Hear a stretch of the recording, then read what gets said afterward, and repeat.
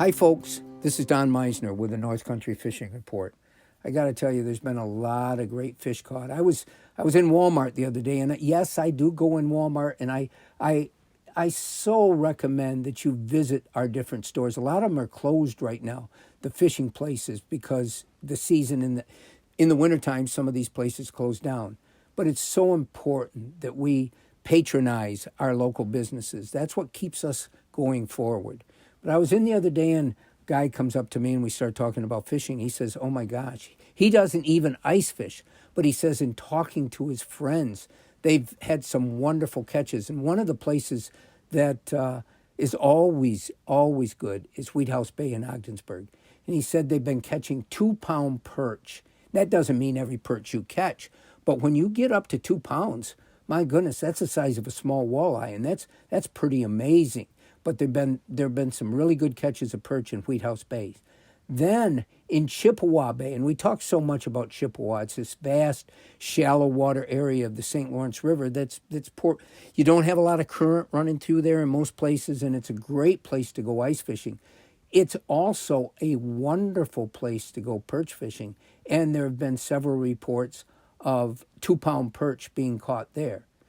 Another place that, we talk about a lot is the waters in Massena, especially the Grass River area where the Grass River flows into the St. Lawrence, and coming back up that river has become a favorite spot for so many fishermen this winter, ice fishing, going in that region because the walleyes have moved into there.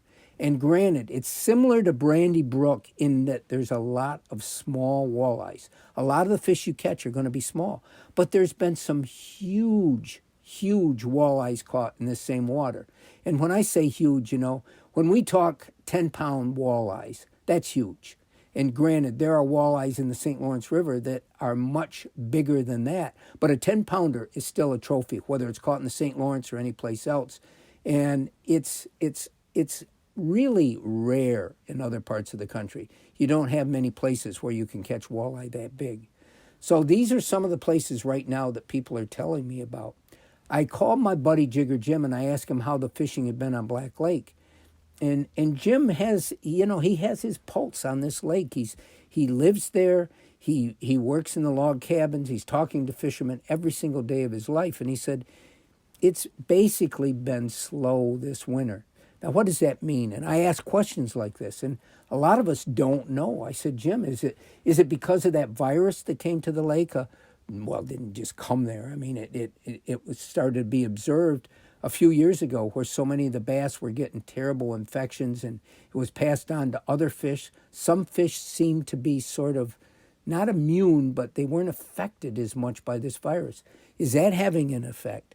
Is it weed growth? And we talked in another report about invasive species that can come into a waterway. When you have a lake like Black Lake that's 25 miles long, that has a public boat access place where people come from all over the state to fish that lake, and when they bring their boats in there, no matter how careful you are, there's always a chance of transporting something that came from another area that shouldn't be in that water.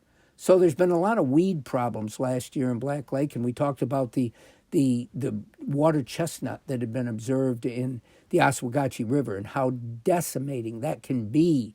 So I don't know what the state is, but I think it's important because Black Lake is not only one of our wonders of the North Country for all of us. So many of us here fish Black Lake because we can go there to catch panfish and crappies, and there's wonderful largemouth bass fishing and so forth.